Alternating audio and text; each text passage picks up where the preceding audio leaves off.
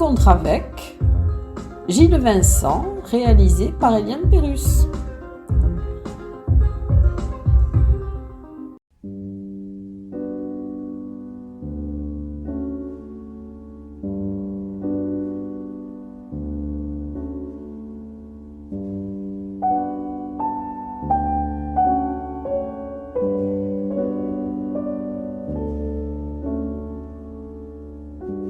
Gilles Vincent, alors je suis heureuse de vous recevoir dans cette émission de la radio de l'UTL. Bonjour.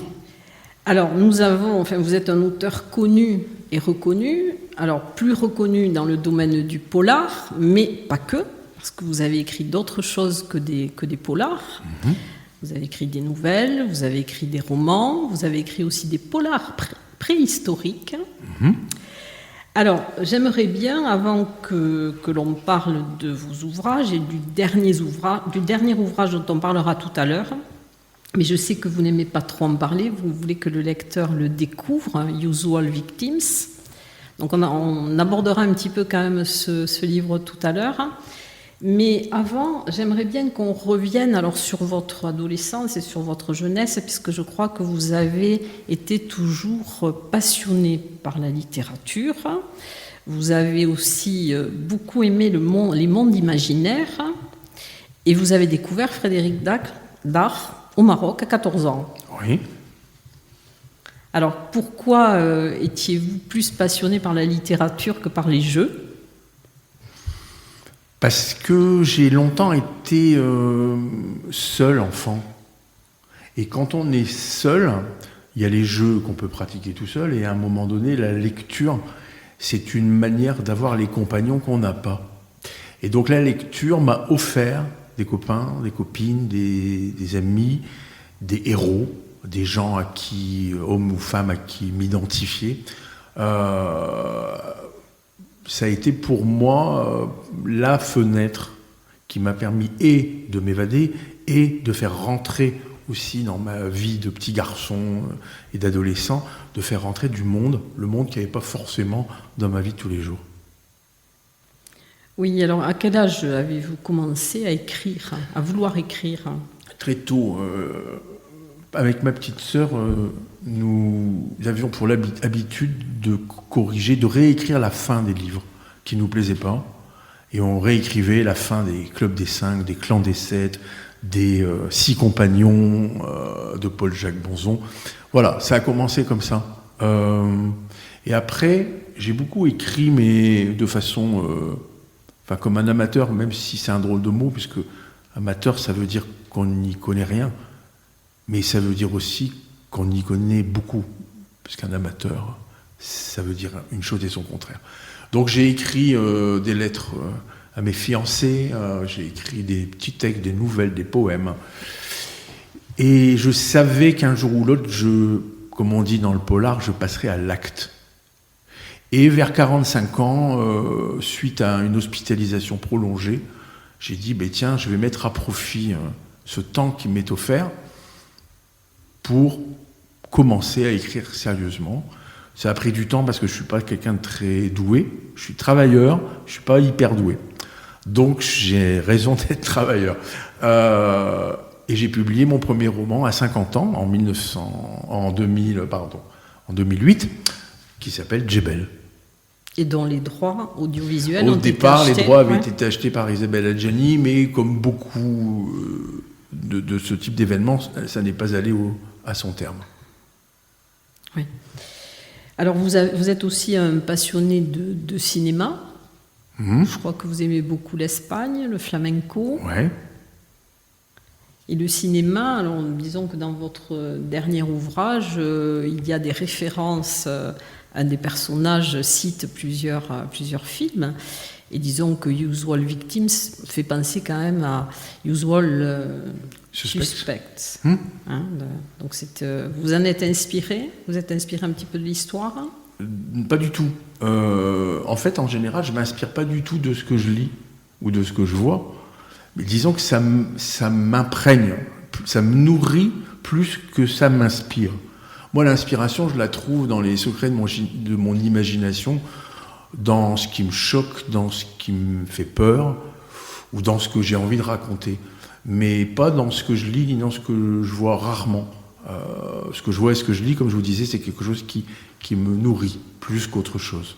Donc c'est vrai que le film Usual Suspects, qui est un grand film presque culte pour plein de raisons, voilà, c'est un clin d'œil. Le bouquin qui se passe à Tarbes, mais on en parlera tout à l'heure, qui s'appelle Usual Suspects, Usual Victims, pardon, lapsus révélateur. Voilà, c'est un vrai clin d'œil au cinéma noir américain. Alors vous dites que le polar, c'est votre colonne vertébrale, la colonne vertébrale de l'écriture, mais vous distinguez quand même toutes les sortes, enfin il y a polar, roman noir, thriller, alors comment les distinguez-vous? Comment pouvez-vous expliquer aux auditeurs ce que sont les différents styles? D'abord, c'est difficile d'évoquer ce qu'est sa propre colonne vertébrale en création, parce que je voudrais pas que, comment dirais-je, que les gens puissent me mettre facilement dans une case où j'aurais un peu de mal à sortir. Donc, je préfère pas dire ça. Je me compare en toute humilité avec quelqu'un pour qui j'ai une profonde admiration, qui est Jean-Jacques Hannot. Je me compare dans le sens de la liberté qui est la sienne et qui est aussi la mienne. Jean-Jacques Hannot, c'est un homme qui nous surprend et qui nous embarque, il y a maintenant plus de 30 ans, avec La Guerre du Feu, et puis qui, 3 ans plus tard, adapte L'Amant de Marguerite Duras, et qui ensuite nous emmène au cœur d'une des plus grandes bagarres de bataille de la Seconde Guerre mondiale, Stalingrad. Puis ensuite, il nous emmène avec les tigres, les ours, 7 ans au Tibet, et aujourd'hui, il nous emmène à Notre-Dame qui prend feu. Donc en fait, je suis comme cet homme que j'admire. Le genre n'a pas d'importance. Moi, ce qui compte, c'est l'histoire que j'ai envie de raconter, quel que soit le genre auquel elle appartient. Après, il est vrai que la littérature policière, et là je reprends votre expression, est un peu ma colonne vertébrale, mais cette littérature policière, dans ces 3 pans que je distingue, qui sont le polar, le roman policier pur, qui repose sur une intrigue et où on va suivre des enquêteurs, dénouer cette intrigue jusqu'à la fin du roman. En général, le polar, on part du désordre, c'est-à-dire le meurtre, la disparition, l'enlèvement, et petit à petit, on va suivre un personnage qui va remettre l'ordre, c'est-à-dire les coupables en prison et la vérité au grand jour. Ensuite, il y a le roman noir. Le roman noir, c'est pas pareil. Le roman noir, d'abord, c'est souvent l'inverse. Ça part d'une situation plutôt ordonnée et qui petit à petit part en vrille. Le roman noir, c'est souvent une plongée dans un univers social, violent, compliqué, complexe. Et enfin, il y a le thriller, le 3e pan. Le thriller, c'est à la fois un polar et un roman noir, mais auquel on rajoute une tension particulière. Le silence des agneaux est un thriller. Seven est un thriller.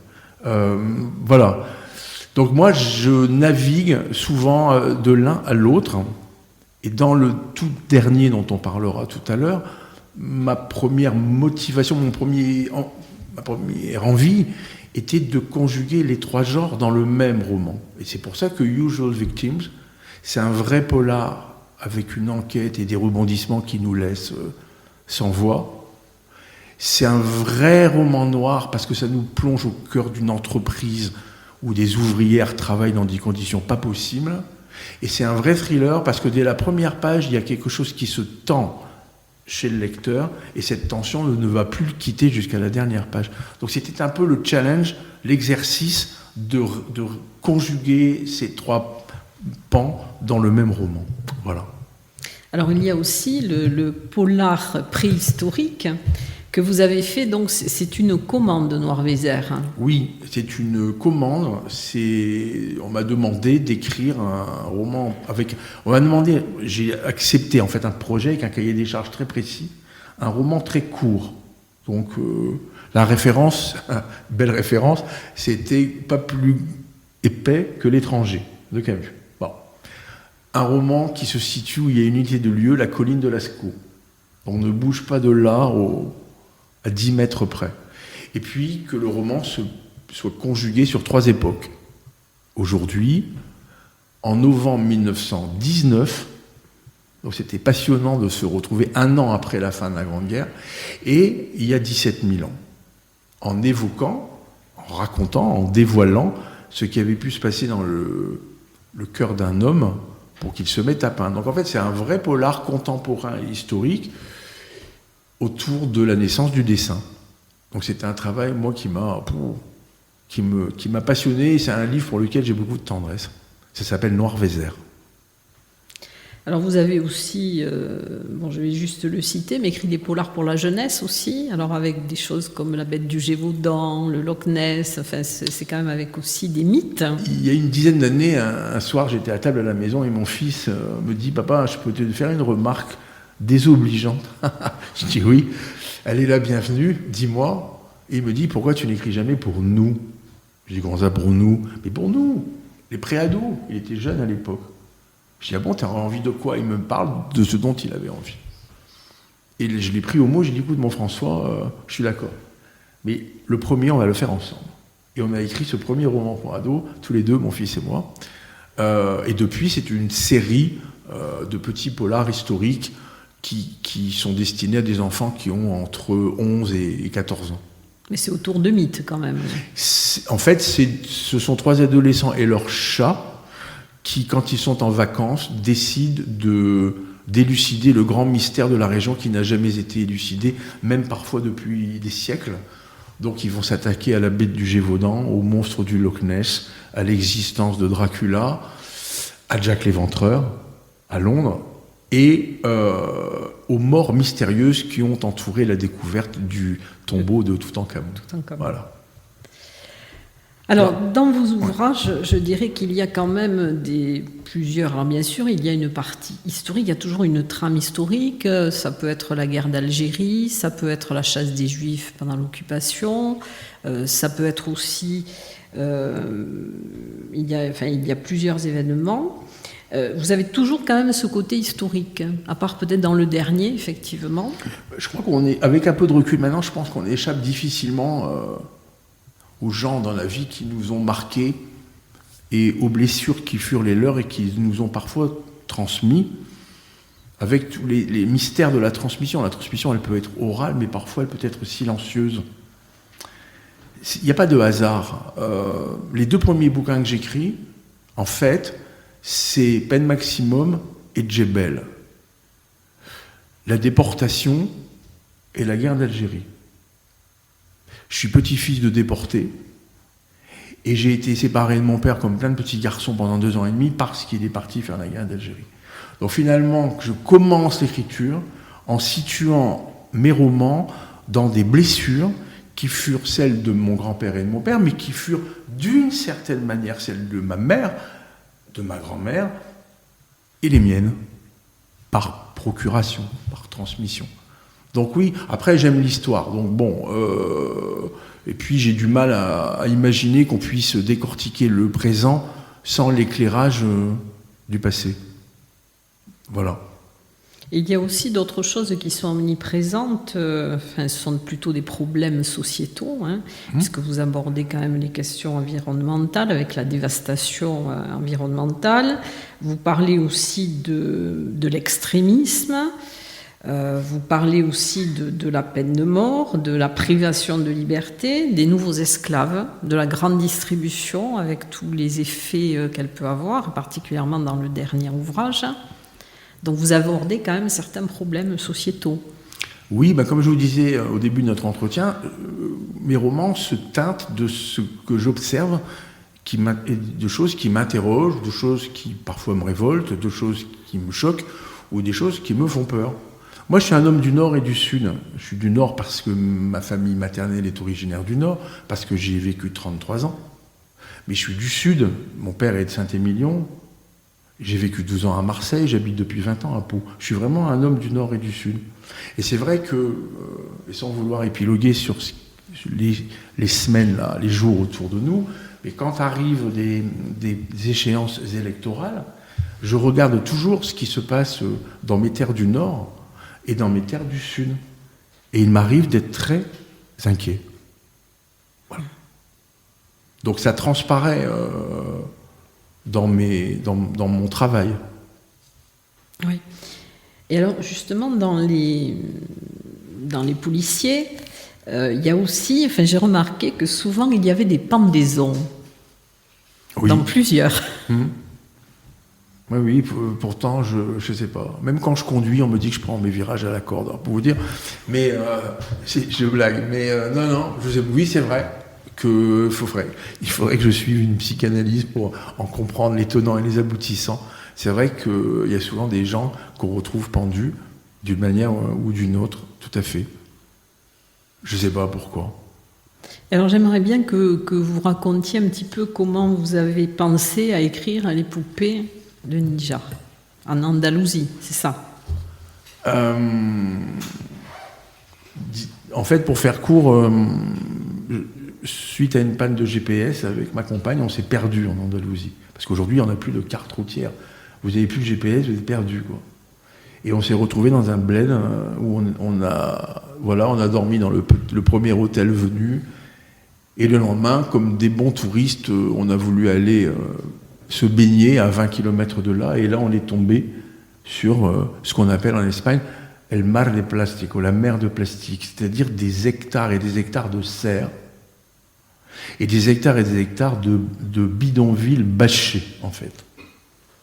Et donc, j'ai découvert, parce que je ne savais pas, l'existence de ces 30 000 environ Africains, d'Afrique subsaharienne, beaucoup d'Érythréens, de Somaliens, qui cultivent, qui travaillent dans des conditions tout à fait correctes. Parce que dans les serres, il fait bon, sinon les fruits mourraient. Dans les serres, il y a de l'eau, dans les serres, il y a de la fraîcheur. Mais qui, à côté de leur travail, vivent dans des conditions mais absolument abominables. Donc j'ai découvert ça, on s'est un peu lié d'amitié avec un jeune Africain qui nous a fait découvrir les dessous du même nocturne de ce qui se passe dans ces camps, il faut appeler les choses comme ça. Et ça m'a donné l'envie d'écrire un roman sur cet esclavage au cœur de l'Europe. Tout ça pour qu'à Berlin, Amsterdam, on puisse bouffer des fraises au mois de décembre, des melons au mois d'octobre. Et puis, au retour de ces vacances, en discutant avec un ami universitaire à Pau, il m'a fait découvrir aussi un sujet que je ne connaissais pas, qui s'appelle, qu'on pourrait appeler les enfants volés du franquisme. Et ça m'a donné les ingrédients pour faire la sauce, la mayonnaise de ce roman qui s'appelle Les poupées de Níjar, qui est un vrai polar, un vrai roman policier, mais, comment dirais-je, au cœur de l'Andalousie, à la croisée des chagrins d'hier, des souffrances d'aujourd'hui, un roman à la fois contemporain et historique, qui d'ailleurs, et c'est rigolo, a été récompensé à la fois par des prix du polar et des prix de la littérature. Parce que le livre est aussi à la croisée des deux genres. Et vous avez été nominé lauréat de nombreux prix. Oui, pour plusieurs de vos romans. Ouais. Après, moi, le vrai moteur de mon travail, c'est l'histoire que j'ai envie de raconter. Mais en premier lieu, ce sont les personnages. Moi, je m'attache énormément. J'ai beaucoup d'affect, d'empathie, de lien avec mes personnages. Et c'est sans doute le moteur même de mon écriture. Vous n'avez jamais eu le syndrome de la page blanche? Non, du tout. Pas du tout. Ça, non. J'ai d'autres soucis, mais j'ai pas celui-là. Alors, vous avez parlé aussi de l'intranquillité. Oui. Pourquoi? C'est intéressant, les échanges épistolaires, hein? Oui, j'avais envie, mais ça, c'est une histoire... comment vous dire quelques années avant la disparition de mon père, qui vivait loin et qui n'était pas en bonne santé, on s'est fixé un petit peu le défi de s'écrire chaque mois une lettre. Et j'ai redécouvert le plaisir, alors d'abord de recevoir une lettre, parce que c'est un truc qui n'existe plus. Hein. Je veux dire, dans les boîtes aux lettres, vous avez la pub, les factures, les confessions de foi électorales, et puis c'est tout. Enfin, c'est rare qu'on ait une lettre. Et j'ai redécouvert le plaisir d'écrire des lettres. Et donc j'ai eu envie d'écrire un roman autour d'un échange épistolaire entre un homme et une femme. Donc l'histoire, ça se passe pas très loin d'ici, ça se passe à Naï. d'un homme qui débarque d'un autobus et qui s'enferme dans un hôtel, le petit hôtel du village, le Terminus, qui choisit au hasard le nom et une femme à son nom et à son prénom dans l'annuaire téléphonique et qui lui écrit une lettre somptueusement belle en lui proposant non pas de se voir mais de s'écrire, c'est tout. Et elle, Emma, ça fait 3 semaines qu'elle a cette lettre aimantée sur son frigo et qu'elle se gratouille le crâne en disant « Mais qu'est-ce que je fais ? Je réponds ou pas à ce type ?» Et elle fait le choix de l'intranquillité, c'est-à-dire qu'elle pourrait rester tranquille dans son existence, somme toute paisible, et en répondant à cet homme, elle fait le choix de l'intranquillité et sans doute de la tempête. Voilà. Mais ça m'a beaucoup... C'est un livre, très souvent, on me dit, alors c'est pas du tout un polar, même s'il y a des rebondissements dans l'histoire, on me dit souvent c'est un livre qui fait du bien, c'est un livre qui véhicule de bonnes émotions, c'est un livre dont les gens sortent à la fois émus, mais heureux, ce qui est quand même pas mal. Et ce roman donc s'appelle « Si je cessais de vous écrire ». Voilà.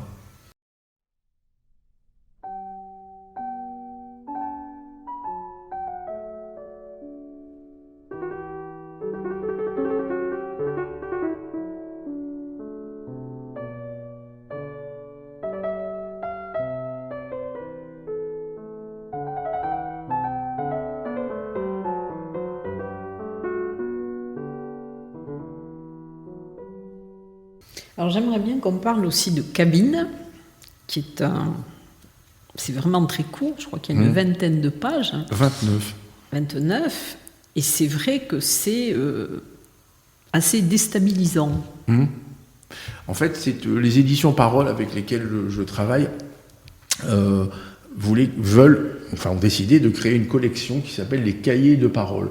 Un peu comme, je ne sais plus comment elle s'appelle cette collection chez Gallimard, de fascicules qui sont en vente 3,90 €. C'est souvent des essais ou des tracts, voilà, dans l'esprit de tract, mais fiction. Le cahier des charges, donc ils m'ont demandé d'ouvrir la collection.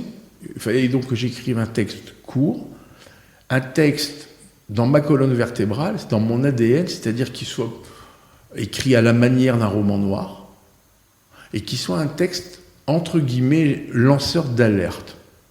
Donc pour moi, lanceur d'alerte, c'est entre Matin Brun et Indignez-vous. Bon. Et donc j'ai écrit cette histoire, Cabine, qui, sans en dire trop, raconte l'histoire d'un homme qui lui aussi débarque par l'autocar à l'aube dans une toute petite ville.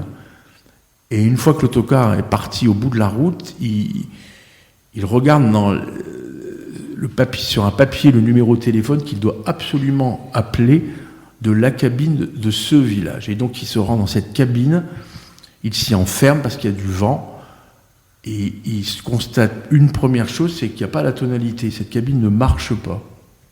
Et la deuxième chose qu'il constate, parce qu'il va devoir marcher jusqu'à 8h du matin pour attendre l'ouverture du premier bar, c'est qu'en fait, la porte est bloquée. Il ne peut pas sortir de cette cabine.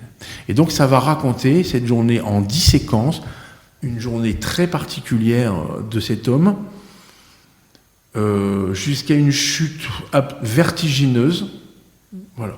Mais c'est un peu comme un conte. Ça nous raconte cette histoire, mais ça nous raconte en filigrane, et puis on peut y penser en ce moment, aux orages totalitaires ou très autoritaires qui peuvent, un jour ou l'autre, peut-être pas si loin, venir noircir le ciel de nos existences. Et moi, j'allais vous dire, vous êtes inspiré de Matin Brun. Oui, un peu. Plus ou moins. Enfin, un peu. Après, comment dirais-je,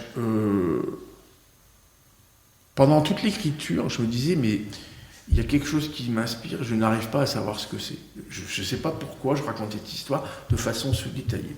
Et puis, des mois après l'écriture, pour en discuter avec ma mère me dit, mais quand tu étais adolescent, tu m'avais parlé d'une histoire comme ça. Et là, je me suis rappelé, quand j'avais 14 ans, ma professeure d'espagnol nous avait montré un court-métrage des années 70 qui s'appelle La cabine et qui raconte l'histoire d'un homme enfermé dans une cabine toute la journée. Et je me suis rendu compte que sans me le remémorer, ce truc était resté secrètement et silencieusement ancré en moi. Alors ce texte, il est destiné à deux publics, on va dire. Un public comme vous et moi, d'adultes.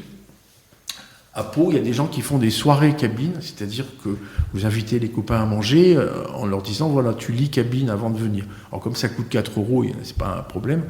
Et dans la soirée, à un moment donné, vous dites, alors, et cabine ? Alors là, c'est un texte qui nous interroge beaucoup, donc à 3h du matin, vous êtes toujours en train de débattre.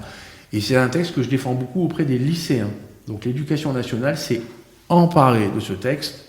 Et du coup, j'interviens énormément dans les lycées ou en prépa à propos de cabine. Et enfin, sur cabine, on a le plaisir que plusieurs pièces de troupes de théâtre se sont emparées de ce texte.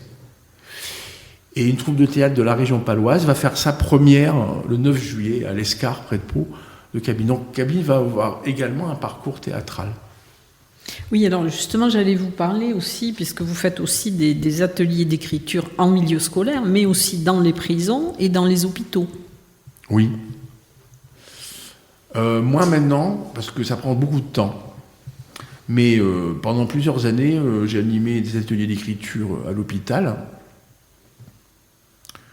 de Margency, en région parisienne, dans une unité de soins palliatifs pour enfants atteints du cancer en phase terminale, donc quelque chose d'assez rude. Voilà. Ensuite, il m'est arrivé d'animer des ateliers d'écriture à l'hôpital en unité Alzheimer de niveau 2, et de façon beaucoup plus régulière en collège, et en prison, avec des gens un public de prisonniers de longue durée. Pas en maison d'arrêt, si vous voulez, en centre pénitentiaire de longue durée. Ça me permet, alors c'est un peu égoïste au départ, moi ça me permet de ne pas passer ma vie j'ai pas envie de passer ma vie sur mon bureau à écrire. Moi je veux aussi vivre et entraîner avec moi des expériences autour de l'écriture. Donc ça peut être une expérience dans un EHPAD autour de la mémoire. Est-ce que l'écriture peut, pour ces vieilles personnes, est-ce que c'est peut-être un moyen de perdre moins vite ce qui est en train de s'enfuir ? En prison, bah évidemment, en prison, c'est un moyen, sans mauvais jeu de mots, de s'évader, enfin, voilà, d'aller loin. Et puis c'est un moyen d'échanger avec une population où il y a très peu d'échanges. Enfin, c'est des gens... Il n'y a pas beaucoup d'échanges avec le monde extérieur en prison. Ils s'échangent entre eux, ils s'échangent avec le personnel pénitentiaire, il y a des échanges avec les familles quand elles viennent leur rendre visite, mais le vrai échange avec le monde extérieur, il n'y en a pas, enfin quasiment pas. Donc ça permet aussi d'ouvrir un peu les fenêtres de la prison. Même si c'est des gens, évidemment, en France, pour prendre 20 ou 25 ans de détention, il faut avoir commis des choses extrêmement graves. Mais moi, je ne veux pas savoir ce que les gens ont fait, c'est pas ça ne me regarde pas, enfin, c'est pas le sujet, en fait. Voilà, et donc moi, ça me permet de m'évader aussi de mon bureau. Et voilà, ça, je considère que, pour moi, en tout cas, l'écriture, c'est écrire, c'est raconter des histoires, mais pour moi, c'est aussi ces expériences-là. Oui. Alors, si vous voulez, on va parler de votre dernier ouvrage, dont la majorité de l'action se situe sur Tarbes, aux alentours de Tarbes, à Luquette et autour du lac de Gabas. Alors, c'est même pas la majorité, c'est toute l'action. Oui. C'est 100% de l'action se situe à Tarbes. À Tarbes, à Gabas, au lac de Gabas, à Luquet.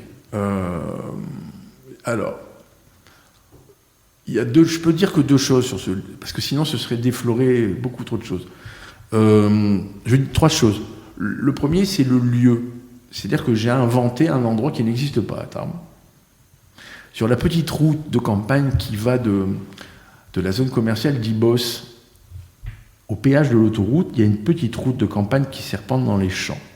Et là, j'ai mis en place une entreprise. Alors, on a changé le nom pour des raisons juridiques, mais tout le monde va comprendre à quoi on fait allusion.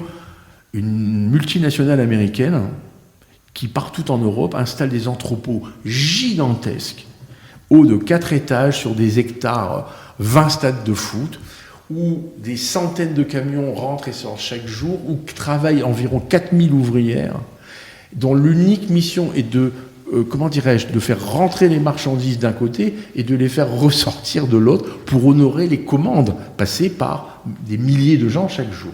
Donc cette entreprise, dont le nom n'est pas du tout la lettre A, pas du tout, sa lettre c'est la lettre T, puisque cette entreprise s'appelle Titania, parce que Titanic et titanesque. Ça c'est le lieu où se situe le drame, puisque depuis 2 semaines environ, 4 ouvrières de Titania se sont suicidées sur leur lieu de travail. Là, ça commence à faire beaucoup. Voilà, ça c'est le lieu. Et on retrouve les pendaisons. On retrouve les pendaisons. Ça c'est le lieu. Ensuite, j'avais envie... voilà, il y a 3 personnages clés dans ce roman qui sont une équipe d'enquêteurs complètement hors norme. Oui. 2 flics d'ici, un capitaine de police, le capitaine Martin Delbar, qui est homosexuel depuis, qui s'en est rendu compte, c'est-à-dire il avait 11-12 ans, et qui donc habite à Tarbes avec son compagnon. Il est tombé amoureux de son facteur, en fait, quand il est arrivé là. Et ils vivent une vie tout à fait heureux, tous les deux, tranquilles. Il veut surtout pas de galon. C'est un type brillant qui aurait pu être commandant de police, etc. Pas du tout. Lui, il veut rester à Tarbes et qu'on lui foute une paix royale, vivre tranquille sa vie pépère avec son compagnon et travailler en duo, parce qu'ils sont 2, avec Clémentine.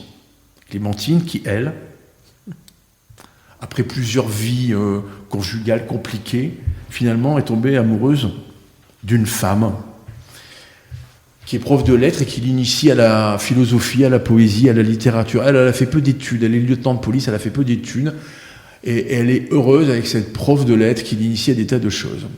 La hiérarchie les a mis ensemble parce qu'en fait, ils se sont dit, mais tous les deux, ça va être génial, il n'y aura jamais d'histoire tordue entre eux, et en effet, c'est une équipe extraordinaire d'efficacité.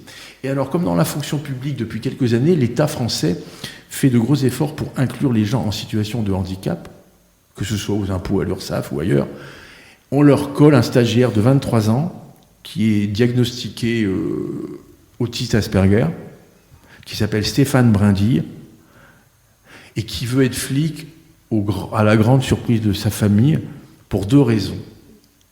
La première, qu'il avoue, parce qu'il en est assez fier, ce garçon, c'est même pas passionné, il est obsédé, habité par le cinéma noir américain depuis Humphrey Bogart jusqu'à aujourd'hui. Il a vu tous les films, il connaît tous les scénarios, les dialogues, le nom des acteurs, des metteurs en scène, des musiciens, enfin, etc. Et il connaît le cheminement de chaque enquête. Et il est persuadé que sa connaissance du polar américain va faire de lui un flic exceptionnel. Puis il y a une deuxième raison qu'il garde pour lui parce qu'il a beaucoup trop peur qu'on se moque de lui, c'est que ce garçon, secrètement, sous ses t-shirts bien rangés, il a des cahiers dans lesquels il a consigné le poids de tout ce qui l'entoure. Combien pèse un gobelet plein, un gobelet vide, une épingle, un oiseau mort, un soutien-gorge de maman, une bouteille de Coca-Cola, un téléphone Samsung, bref, il a consigné le poids de milliers d'objets dont il connaît le poids par cœur. Mais il veut être flic parce qu'il y a 3 choses, il n'arrive pas à peser, à appréhender le poids, et il pense que c'est en étant flic qu'il va pouvoir le faire. C'est-à-dire appréhender le poids de la culpabilité, le poids du remords et le poids du chagrin. Et donc, notre Stéphane Brindille se retrouve au tout début du roman intégré à cette équipe et les voilà partis dans Titania, dans un univers terrible, enquêter sur la mort de ces 4 ouvrières depuis 15 jours. Voilà, je ne peux pas en dire plus, sauf 2 choses. Moi, juste une autre question par rapport à ce roman. 2 choses, oui. Juste pour moi conclure là-dessus. Nous sommes très fiers, mon éditrice et moi, d'être en train de céder les droits d'adaptation cinématographique de ce roman. D'abord parce que pour un romancier, c'est intéressant intellectuellement, esthétiquement, artistiquement, et en termes de lumière sur son travail. Bon, voilà. L'aventure, donc ça veut dire aussi, parce qu'on est souvent triste, après avoir écrit un bouquin, de le finir, de quitter ses personnages. Donc là, je vais les retrouver, mais dans une aventure cinématographique. Ensuite, quand j'ai eu terminé ce bouquin, je savais, la décision était prise, que 2 ou 3 ans plus tard, et je vais m'y mettre à partir du mois prochain, il y aura une suite à ce bouquin. Je ne peux pas laisser les choses comme ça. Même s'il y a une vraie fin, pour moi, ça n'est pas possible. Donc il y aura une suite. Et enfin, je suis ravi pour la ville de Tarbes que dans 1 an, des équipes de cinéma importantes viennent s'installer dans la ville et tourner le film à Tarbes, parce que ça va faire découvrir un peu partout une ville qui n'est pas forcément connue, sauf par le rugby.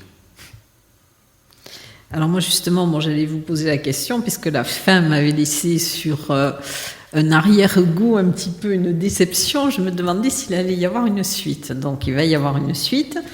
Mais après, il y avait un autre élément important dans ce roman, c'est le dark web. Oui, c'est vrai que c'est pas facile d'avoir des informations sur le dark web. En fait, tout a une voie lumineuse et une voie sombre. Mais tout. L'alcool. Boire un coup, c'est sympa. Moi, j'adore boire une bière, un bon pinard. Enfin, je suis toujours partant. Mais il y a une voie sombre. C'est sombrer dans l'alcoolisme et devenir dingue. Se promener en forêt, c'est génial. La nature, les écureuils, enfin, tout ce qu'on peut imaginer. Mais ça peut devenir une voie sombre. On peut y être agressé, on peut s'y perdre. Internet, c'est devenu quelque chose, c'est même pas j'aime pas le mot indispensable parce que je pense qu'on peut s'en passer au sens stricto sensu, on pourrait vivre sans, c'est pas vital. Mais dans le fonctionnement de notre vie de tous les jours, c'est devenu indispensable. Bon, mais il y a une part sombre en Internet, cachée, qui s'appelle le dark web, c'est-à-dire une zone interdite de l'Internet. Moi, j'ai pas accès, personne n'a accès. Enfin, si, il y a des gens qui ont accès. Moi, j'ai des copains flics qui y ont accès parce que leur rôle, c'est d'y entrer et de débusquer des trafics d'enfants, enfin, des choses invraisemblables. Des blanchiments d'argent sur des choses atroces. Enfin, donc voilà. Donc le dark web, c'est quand même un roman sombre, attention. C'est un polar, un peu comme Seven. Seven, il pleut tout le temps. L'action se passe en janvier, février, début janvier, fin janvier, début février à Tarbes. Il pleut, il y a du brouillard, il fait un froid de canard dès qu'il pleut plus. C'est un roman qui est sombre par ce qui s'y passe et qui est lumineux par la personnalité des personnages principaux. Qui pourtant sont confrontés à des choses qui très sont confrontés difficiles. À des choses extrêmement difficiles. Voilà, donc je n'en dirai pas plus, voilà, puisque il ne faut pas le déflorer. Par contre, alors c'est vrai que vous avez aussi, donc vous aviez il n'y a pas longtemps un café littéraire à Vic, donc pour présenter ce dernier ouvrage et puis pour parler aussi de votre travail d'écrivain. Et donc c'est jeudi, le 14 avril, donc à 18h30, que vous allez avoir dans le cadre du rendez-vous Polar 2022, vous allez avoir une rencontre à la bibliothèque Claude de Nougaro à Bordères-sur-Echesse. Voilà. C'est ça. Donc les gens qui vont venir, en fait, l'idée c'est... moi, je ne veux pas faire une conférence magistrale comme un prof de fac ferait ou autre. Non, l'idée c'est qu'il y a un échange. C'est-à-dire que je vais expliquer aux gens comment je travaille, quelle est l'origine de chacun de mes romans. On va beaucoup parler de Usual Victims qui se passe à Tarbes, du cinéma, peut-être d'un petit polar qui se passe à Pau et qui est en discussion pour une adaptation pour France 3. Voilà. Donc ça se passe à Bordères-sur-Echesse, à la bibliothèque. Ce jeudi, donc dans 2 jours, le 14, à 18h30. Alors moi, je voudrais terminer, puisque bon, nous sommes rencontrés il y a fort longtemps, et c'était en 2011, puisque j'ai retrouvé la dédicace que vous m'aviez faite ce jour-là. Et je vais terminer peut-être par cette dédicace. Ce polar sombre et lumineux pèse sur les blessures, les cicatrices de notre histoire. La question du pardon, finalement évoquée, restera un défi pour chacun d'entre nous. Donc je voudrais conclure sur ça. Et je pense que... Alors, je ne suis pas particulièrement un homme de foi, mais il n'empêche que j'accorde beaucoup d'importance à la notion du pardon. C'est sans doute la clé pour aller bien.